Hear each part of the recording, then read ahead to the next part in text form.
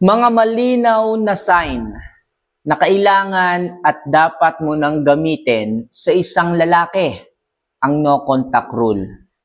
Mga kamamay, ano ba pag sinabing no contact rule? Dapat kayanin mo ang lumayo sa kanya. Hindi magparamdam, hindi mag-update. So pag-usapan natin sa video na to, kung kailan nga ba yung tamang panahon para i-apply sa kanya ang paglayo. Kasi karamihan sa inyo, ikaw na nanonood, kahit palagi kang sinasaktan, kahit palagi kang inaabuso ng isang lalaki, andiyan ka pa rin. Nananatiling nakatayo, nananatiling matatag, kahit karamihan ng oras, karamihan ng araw, sa isang linggo, umiiyak ka, naghihintay ka, nabigyan ng pagmamahal ng oras, pero hindi. Uuwi ng bahay ang lalaki, galit pa sa'yo. Di ba? Kapag ganyan mga kamamay, dapat alam niyo po kung kailan niyo dapat gamitin o i-apply sa inyong relasyon ang tinatawag na no contact rule. So sa video na to mga kamamay, share ko po sa inyo yung mga instances, yung mga sitwasyon na dapat kailangan niyo nang gawin ang no contact rule sa isang lalaki.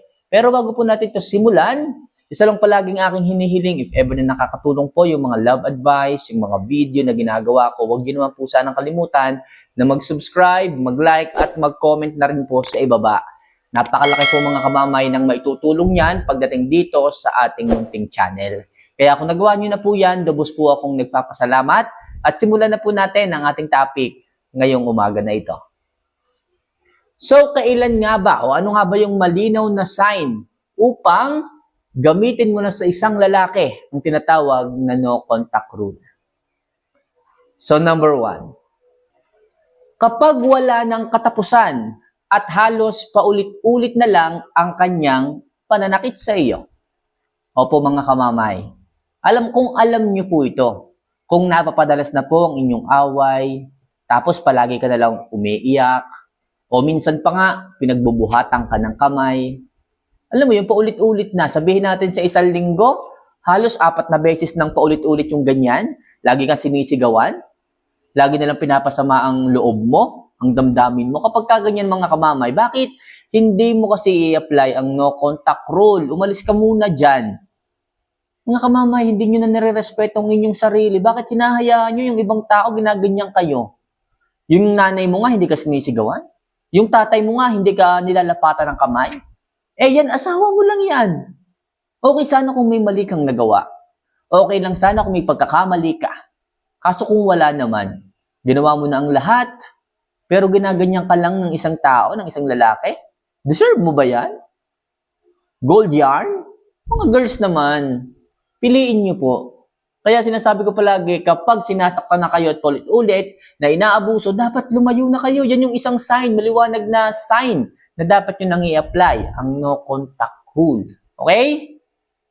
So next, kapag nawala na ang love at effort niya sa iyo.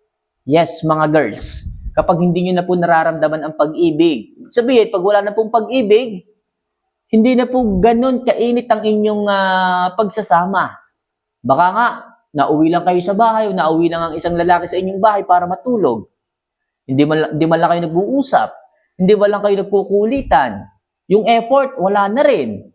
Nagpapasundo ka sa kanya pero hindi ka sinusundo. Mas inuuna pa niya ang inom. Mas inuuna pa niya ang mga kaibigan niya kaysa sa'yo. Kapag wala na yung effort, wala na yung love, mga kamamay, subukan nyo nang gawin at i-apply ang no contact rule. Kasi sigurado ako sa paglayo ninyo at hindi pagpaparamdam sa kanya, di niya maiisip ang halaga mo. Di niya makikita na ang hirap pala pag wala ka. Kaya sa pagkakataong yan, huwag na kayong mag-isip. No contact rule na. Kasi wala ng love. Wala ng init, wala ng effort. Mga girls, yan yung tamang pagkakataon. Okay? So next. Kapag hindi na parehas o tugma ang inyong mga pangarap sa bawat isa sa inyo. Yes, mga kamamay, nung nagpakasal kayo, ang dami niyong mga plano. Nung nag-isang dibdib kayo, ang dami niyong mga pangarap. Kesyo dapat ganito, kesyo dapat ganyan. Mag-iipon kayo, tapos bubuo kayo ng negosyo. Okay, mag-iipon kayo, tapos dadagdagan nyo ang inyong mga anak. Pero bakit ngayon, yung asawa nyo, yung partner nyong lalaki, parang nawawala na sa landas na dapat yung tinatahak?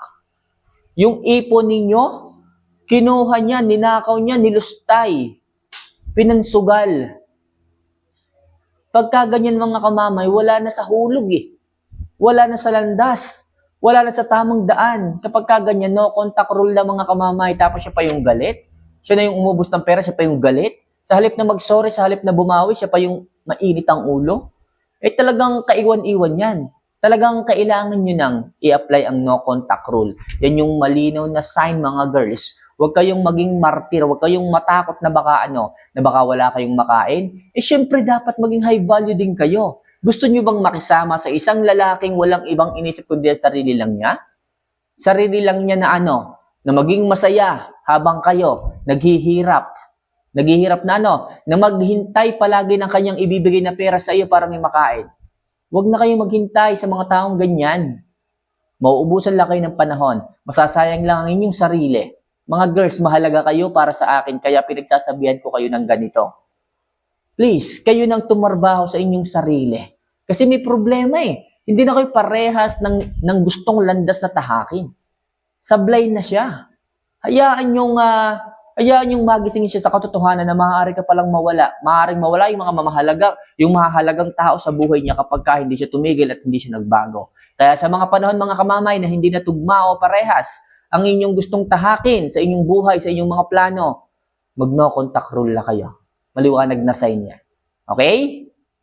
So next, kapag kahit na anong gustong tulong mo ang gawin sa kanya, pero siya ay hindi man lang gustong tulungan ang kanyang sarili. Malinaw at maliwanag na sign din po ito mga kamamay na kailangan nyo nang lumayo, mag-no contact rule sa kanya.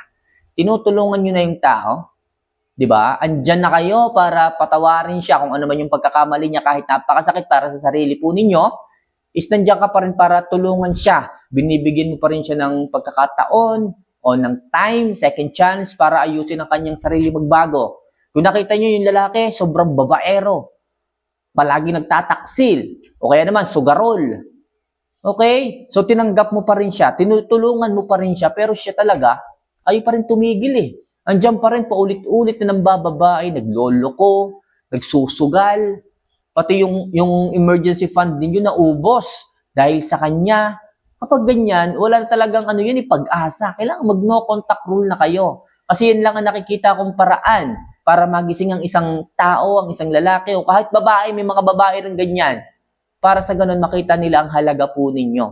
Na maaaring mawala ang pinakamamahal niyang tao o yung taong nananatili sa kanya o yung kabiyak niya kapag hindi siya nagbago. Okay? It's either ikaw o yung bisyo niya. Yun ang kanyang choice. Kung alin talaga ang mahalaga pagdating sa kanyang puso, sa kanyang buhay, sa kanyang sarili, yun ang pipiliin niya. Kung halimbawa hindi kanya hinabol at mas gusto pa rin niya na idiretso ang kanyang sugal, dapat huwag na kayong bumalik. Yung no contact rule niyo, ituloy niyo na. Pabayaan niyo na yung taong ganon. Kasi hindi makakatulong yun. Walang direksyon ng buhay. Kahit tulungan mo, ayaw tulungan ang kanyang sarili. So maliwanag na sign yun mga kamamay na kailangan nyo nang gawin ang no contact rules sa kanya. Okay, maliwanag tayo dyan ha? So next, kapag gusto mong malaman kung totoong mahal ka niya o genuine ang pagtingin niya sa iyo, yes mga kamamay, kung gusto nyo talagang malaman kung hahabulin kayo ng isang lalaki, pues gawin nyo po ang no contact rule. Okay, halimbawa natripan nyo lang, gustuhin nyo lang, may mga ganyan eh. Matingnan nga, matesting nga itong asawa ko na to kung ako'y hahabulin ito. Tingnan natin. Mag-no contact rule kayo, huwag kayong magparamdam. I-testing nyo muna sa isang araw. Huwag muna kayong mag-chat, huwag muna kayong magparamdam, huwag muna kayong tumawag. Tingnan natin kung hahanapin kayo, kung tatanungin kayo.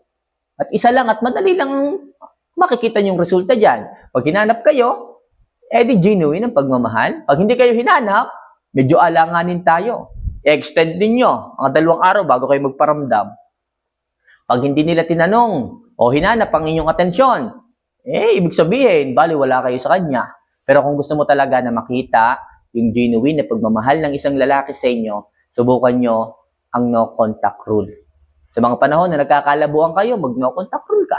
Sa mga panahon na busy siya sa ibang bagay, pambababae, sugal o kung ano pa man, no contact rule. Napakaganda niyan para makita mo talaga ang genuine na pagtingin o ng status sa iyo pagdating sa buhay ng isang lalaki.